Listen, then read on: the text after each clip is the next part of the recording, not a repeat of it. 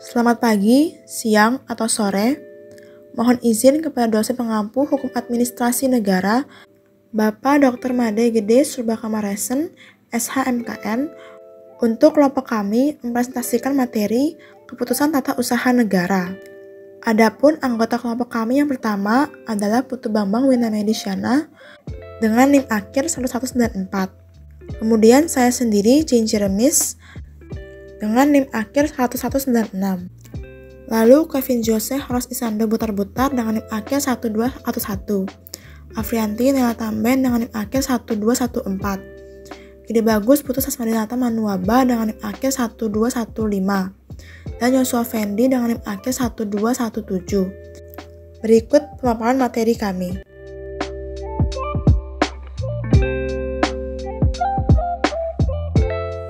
Pengertian keputusan. Istilah keputusan dalam bidang ketatanegaraan dan tata pemerintahan menurut Ahmed S. Atimimi merupakan pernyataan kehendak yang masih bersifat netral, berisi peraturan dan penetapan. Kemudian menurut Prince, keputusan adalah tindakan hukum yang bersifat sepihak dalam suatu bidang pemerintahan, dilakukan oleh badan pemerintah berdasarkan wewenangnya yang luar biasa. Berdasarkan pasal 1 ayat 2 dan ayat 3 UUD 15 dalam menyelenggarkan kekuasaan pemerintahan harus disasari oleh prinsip kedaulatan rakyat dan prinsip negara hukum. Maka segala bentuk keputusan yang dibuat harus berdasarkan kedua hal tersebut, sehingga terdapat jaminan bahwa setiap keputusan yang dibuat pemerintahan terhadap warga masyarakat tidak dapat dilakukan dengan semena-mena dan untuk mencegah praktik-praktik yang merugikan negara. Pengertian keputusan tata usaha negara. Menurut pasal 1 ayat 9 Undang-Undang Nomor 51 Tahun 2009 tentang perubahan kedua atas Undang-Undang Nomor 5 Tahun 1986 tentang Peradilan Tata Usaha Negara menyebutkan bahwa keputusan tata usaha negara adalah suatu penetapan tertulis yang dikeluarkan oleh badan atau pejabat tata usaha negara yang berisi tindakan hukum tata usaha negara yang berdasarkan peraturan perundang-undangan yang berlaku yang bersifat konkret, individual, dan final yang menimbulkan akibat hukum bagi seseorang atau badan hukum perdata.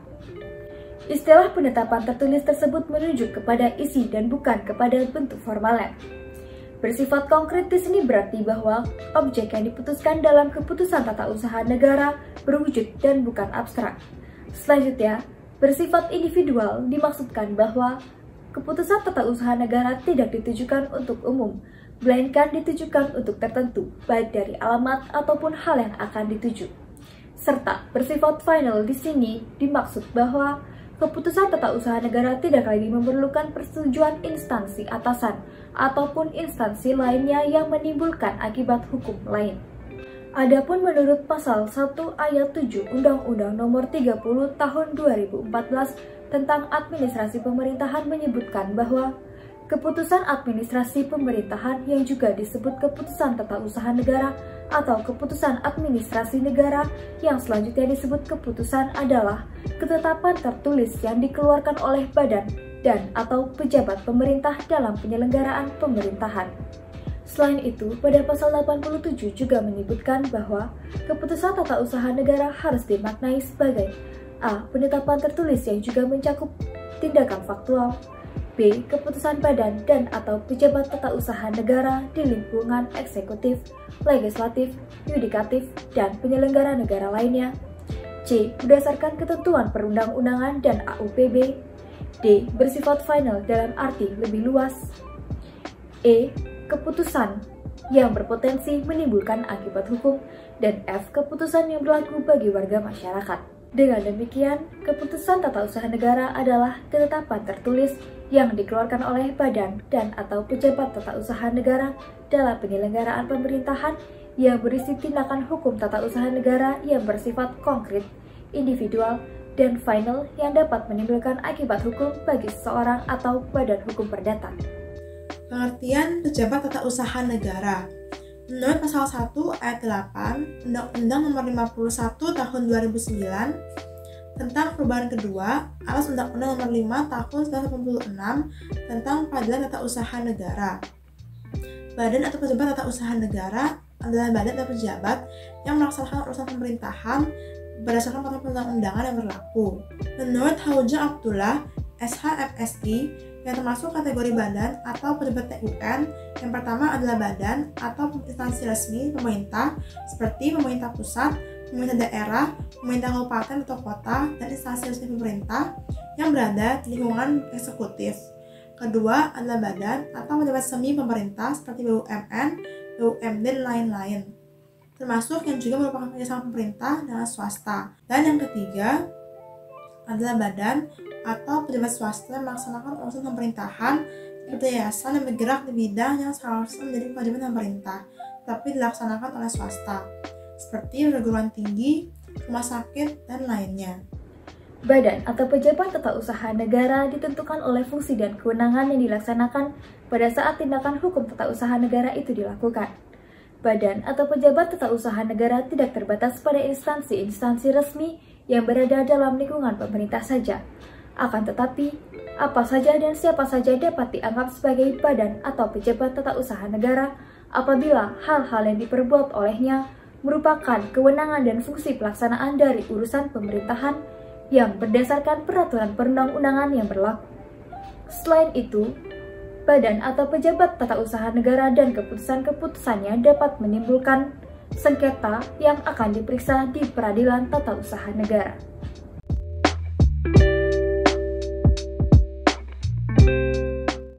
Selanjutnya, unsur-unsur keputusan.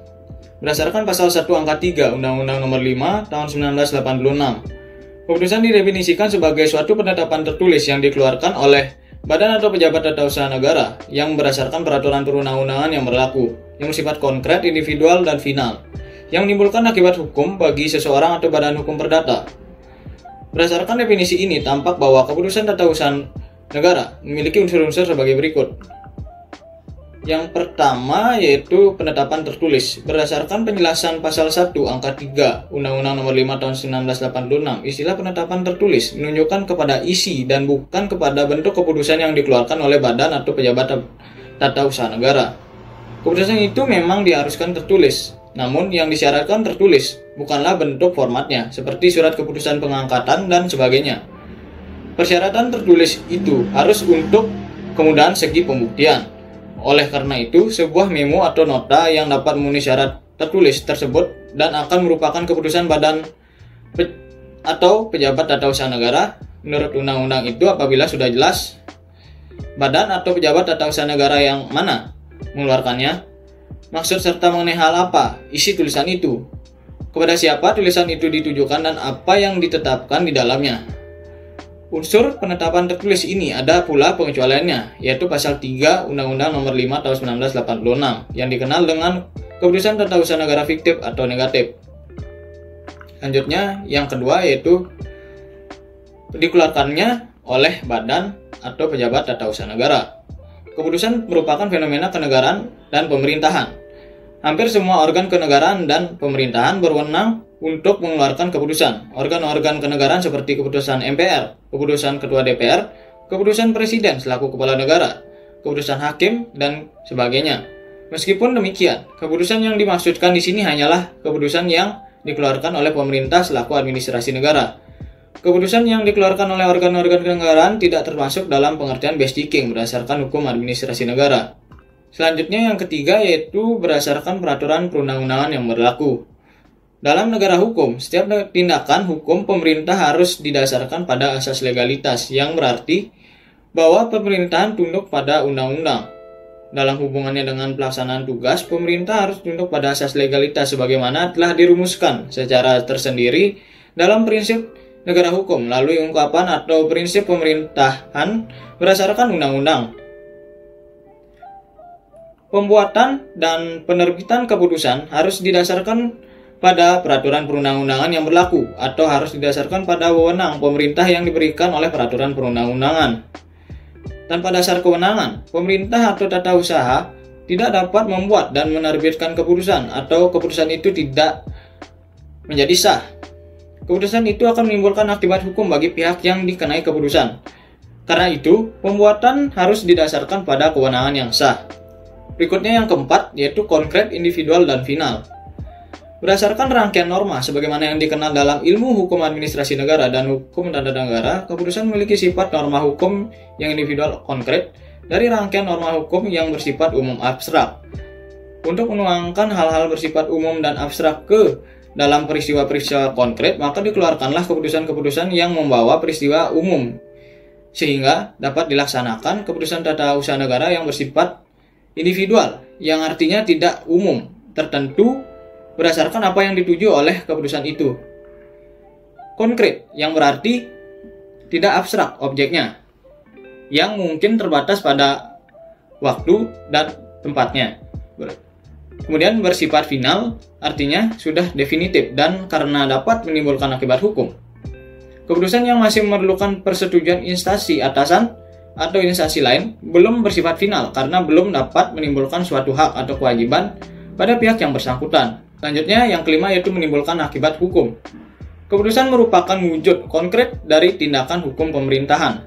Secara teoritis, tindakan hukum berarti tindakan yang berdasarkan sifatnya dapat menimbulkan akibat hukum tertentu, atau tindakan hukum adalah tindakan yang dimaksudkan untuk menciptakan hak dan kewajiban. Dengan demikian, tindakan hukum pemerintahan adalah tindakan hukum yang dilakukan oleh organ pemerintahan untuk menimbulkan akibat-akibat hukum tertentu, khususnya di bidang pemerintahan atau administrasi negara.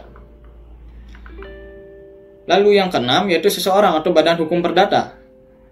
Dalam lalu lintas pergaulan hukum, khususnya dalam bidang keperdataan, dikenal istilah subjek hukum, yaitu pendukung hak-hak dan kewajiban-kewajiban. Subjek hukum ini terdiri dari manusia dan badan hukum. Kualifikasi untuk menentukan subjek hukum adalah mampu dan tidak mampu untuk mendukung atau memikul hak dan kewajiban hukum. Menurut Indro Harto, yang dimaksud di sini badan hukum adalah murni badan yang menurut pengertian hukum perdata, berstatus sebagai badan hukum seperti CV, PT, firma, yayasan, perkumpulan, persekutuan perdata, dan sebagainya, yang berstatus badan hukum. Jadi, bukan lembaga hukum publik yang berstatus sebagai badan hukum seperti provinsi, kabupaten, departemen, dan sebagainya. Bukan pula badan hukum perdata atau lembaga hukum swasta yang sedang melaksanakan suatu tugas pemerintahan yang statusnya dianggap sebagai badan atau jabatan tata usaha negara.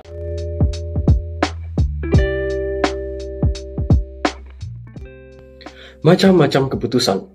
Jika didasarkan oleh bentuknya, keputusan administrasi negara dibagi menjadi dua, yaitu keputusan lisan dan tertulis. Lalu jika berdasarkan manifestasi kehendaknya, dapat dibagikan menjadi keputusan unilateral, bilateral, dan multilateral.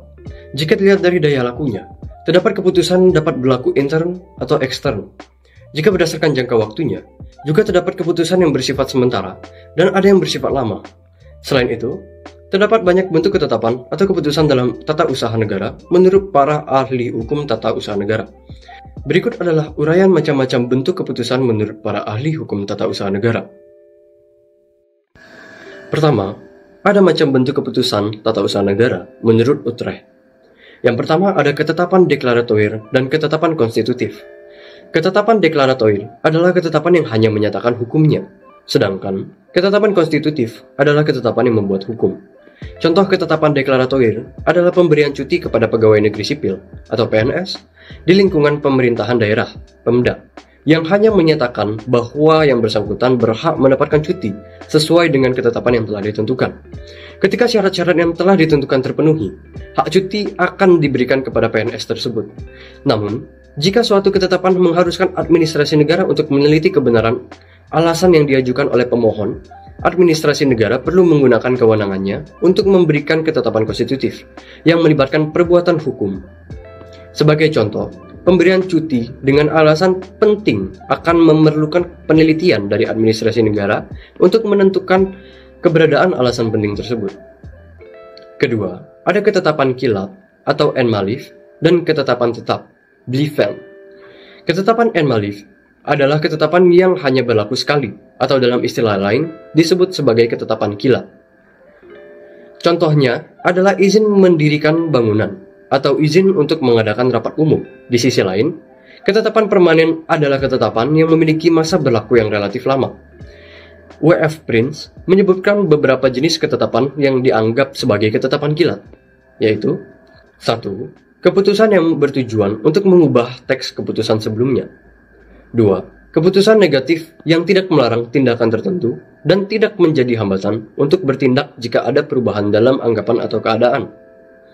Ketiga, penarikan kembali atau pembatalan ketetapan karena tidak menghasilkan dampak positif dan tidak menjadi penghalang untuk mengambil keputusan yang serupa dengan yang dibatalkan. Keempat, pernyataan yang dapat dilaksanakan. Selanjutnya, ada macam bentuk keputusan atau ketetapan tata usaha negara menurut Prajudi Atmo Sudirjo. Yang pertama, ada ketetapan positif dan negatif. Ketetapan positif adalah ketetapan yang dapat menimbulkan hak dan kewajiban bagi pihak yang dikenai ketetapan tersebut. Terdapat 5 golongan ketetapan positif, yaitu 1. Ketetapan yang melahirkan keadaan hukum baru secara umum. Yang kedua, ketetapan yang melahirkan keadaan hukum baru bagi objek tertentu. Yang ketiga, ketetapan yang menyebabkan berdirinya atau bubarnya badan hukum. Keempat, ketetapan yang membebankan kewajiban baru kepada individu atau kelompok. 5. Ketetapan yang memberikan hak baru kepada individu atau kelompok, atau ketetapan yang menguntungkan. Sementara itu, ketetapan negatif tidak menimbulkan perubahan dalam keadaan hukum yang telah ada. Ketetapan negatif dapat berbentuk pernyataan tidak berwenang, pernyataan tidak diterima, atau penolakan. Dalam hal ini, ketetapan negatif tidak menghasilkan perubahan hukum. Namun, perlu dicatat bahwa istilah ketetapan negatif dalam konteks ini tidak sama dengan ketetapan negatif atau fiktif, sebagaimana dimaksud dengan pasal 3 Undang-Undang Nomor 5 Tahun 1986 tentang perubahan Undang-Undang PTUN Nomor 9 Tahun 2004. Selanjutnya, ada ketetapan yang menguntungkan dan yang memberi beban. Ketetapan yang menguntungkan adalah ketetapan yang memberikan hak atau kemungkinan untuk memperoleh sesuatu yang tidak akan ada keuntungan tanpanya, atau memberikan keringanan terhadap beban yang ada atau mungkin ada. Sementara itu, ketetapan yang memberi beban adalah ketetapan yang menetapkan kewajiban yang sebelumnya tidak ada, atau merupakan penolakan terhadap permohonan untuk memperoleh keringanan. Pemisahan jenis ketetapan yang menguntungkan dan yang memberi beban ini memiliki pentingnya, terutama dalam konteks pencabutan ketetapan. Ketetapan yang memberi beban atau memberatkan relatif lebih mudah untuk dicabut. Selain itu, pembedaan ini juga relevan dalam hal kemungkinan terjadinya gugatan hukum. Apabila ketetapan menguntungkan, gugatan mungkin diajukan oleh pihak ketiga atau pihak yang diuntungkan. Sedangkan, dalam kasus ketetapan yang memberi beban, seperti penetapan pajak, gugatan dapat diajukan oleh pihak kedua atau pihak yang dikenai beban. Yang ketiga, terdapat banyak bentuk keputusan atau ketetapan tata usaha negara menurut PD Han. Yang pertama, ada ketetapan perseorangan dan kebendaan. Ketetapan perseorangan adalah ketetapan yang diterbitkan berdasarkan kualitas pribadi individu tertentu atau berkaitan dengan individu yang tidak dapat dialihkan kepada orang lain.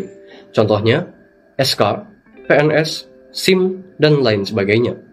Sementara itu, ketetapan kebendaan adalah keputusan yang diterbitkan berdasarkan kualitas kebendaan atau berkaitan dengan benda. Contohnya, sertifikat atas tanah, STNK, atau BPKB, dan lain sebagainya. Ketetapan yang bebas dan yang terikat. Ketetapan yang bersifat bebas adalah ketetapan yang didasarkan pada kewenangan bebas atau kebebasan bertindak yang dimiliki oleh pejabat tata usaha negara. Kebebasan tersebut dapat berupa kebebasan kebijaksanaan atau kebebasan interpretasi. Di sisi lain, ketetapan yang terikat adalah ketetapan yang didasarkan pada kewenangan pemerintahan yang bersifat terikat.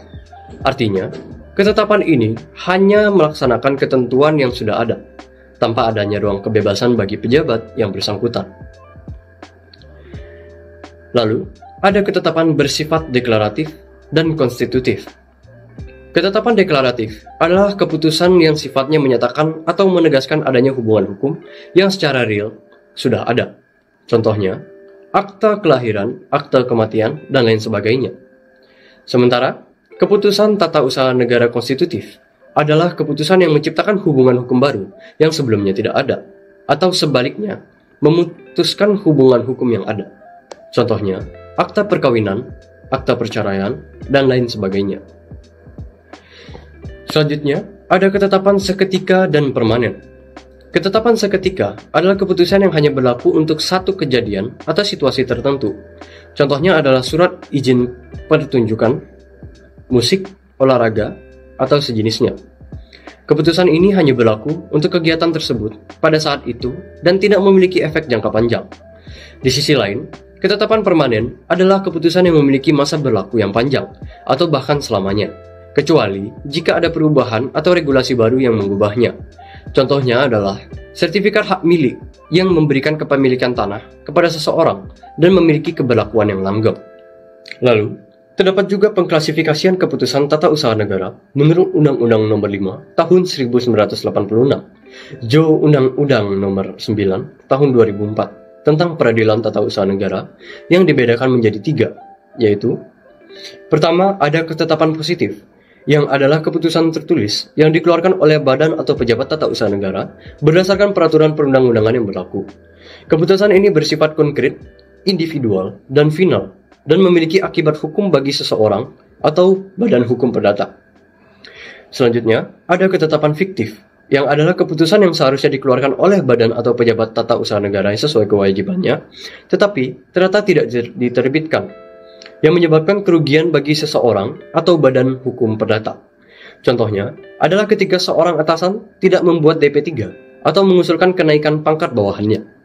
Yang terakhir, ada ketetapan fiktif negatif yang ada dalam pasal 3 ayat 2. Adalah keputusan yang dimohonkan oleh seseorang atau badan hukum perdata, tetapi tidak ditanggapi atau diterbitkan oleh badan atau pejabat tata usaha negara yang bersangkutan.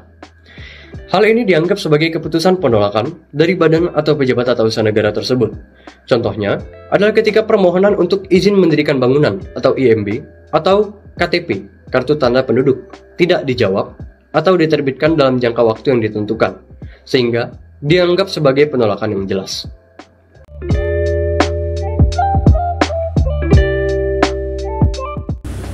Syarat-syarat pembuatan keputusan. Pembuatan keputusan tata usaha negara harus memperhatikan beberapa persyaratan agar keputusan tersebut menjadi sah menurut hukum dan memiliki kekuatan hukum untuk dilaksanakan. Syarat-syarat yang harus diperhatikan dalam pembuatan keputusan ini mencakup syarat material dan syarat formal. Syarat-syarat material terdiri atas: 1. Orang pemerintah yang membuat keputusan harus berwenang.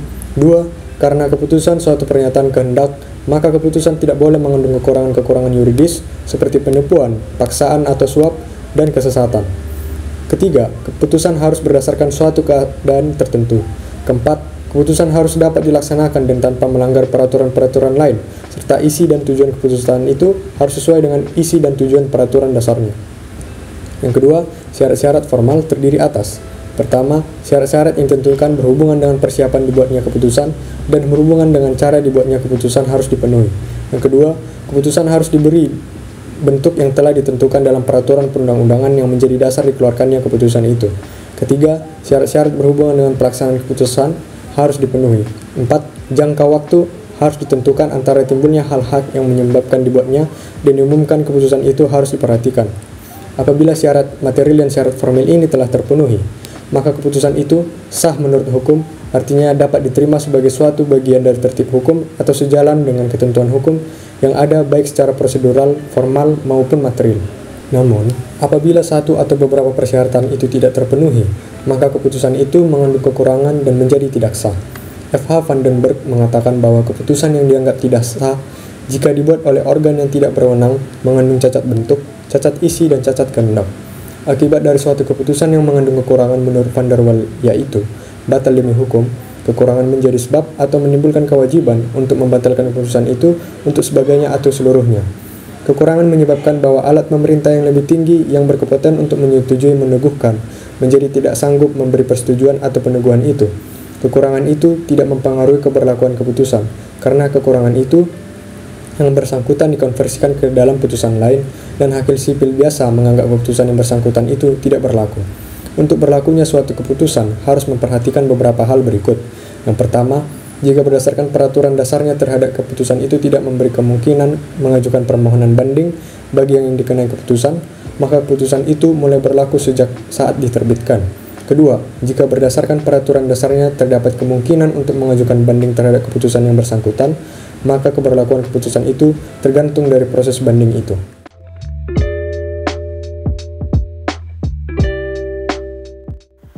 Batasan dan kriteria dalam tata usaha negara. A. Batasan dalam tata usaha negara.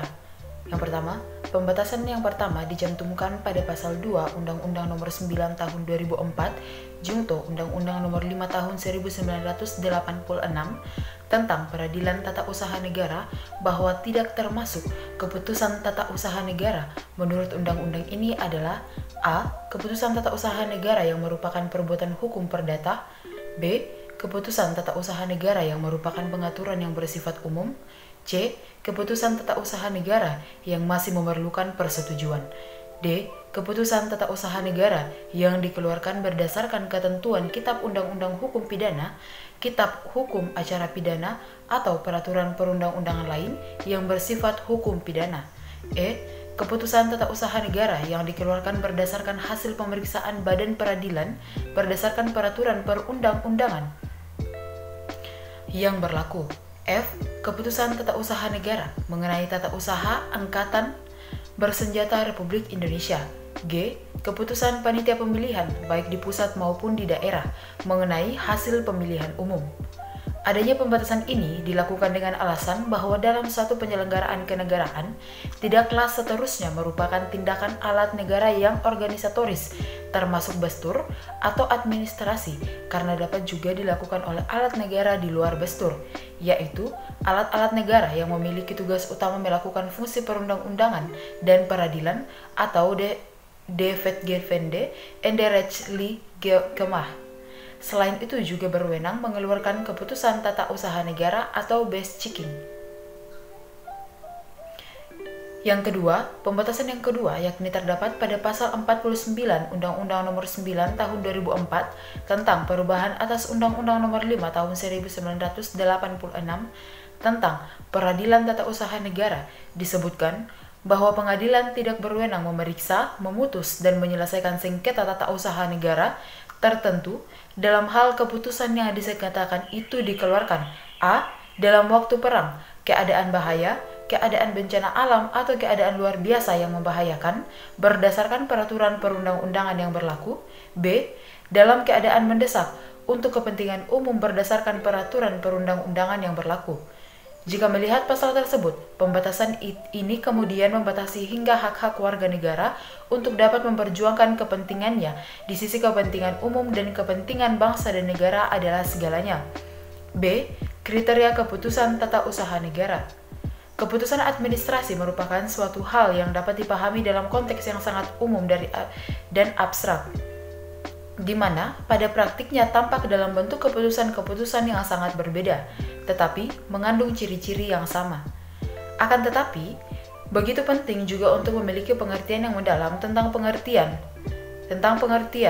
dan keputusan administrasi karena dalam hukum positif akan timbul akibat-akibat yang mungkin dipersengketakan dan penyelesaiannya oleh hakim di pengadilan. 1. Keputusan menurut doktrin.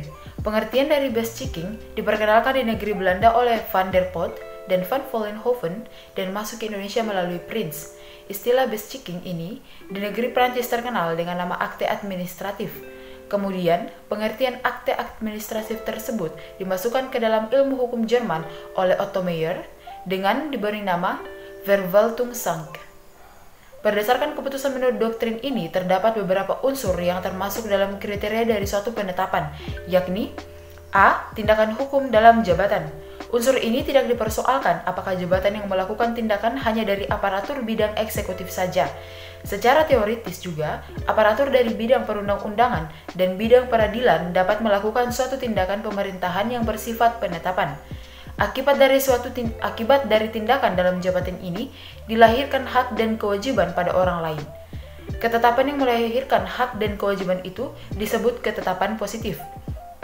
B. Bersifat sepihak dan sengaja. Tindakan hukum itu dikatakan sepihak karena ia dilakukan dengan bergantung kepada badan atau pejabat yang memiliki wewenang untuk berbuat demikian. Pejabat yang memangku jabatan bukanlah melaksanakan dan memperlakukan kemauan pribadinya, akan tetapi ia melakukan kewajiban berdasarkan kewenangan jabatannya dan dalam hal ini ia bertindak dengan sengaja didorong oleh kewajibannya sebagai pemangku jabatan. C. Dalam hal tertentu, hal yang perlu untuk diingat adalah dalam unsur ini adalah bahwa suatu penetapan itu berbeda dari peraturan. Penetapan berhubungan dengan suatu hal yang konkret, sedangkan peraturan adalah berhubungan dengan peraturan yang bersifat umum. 2.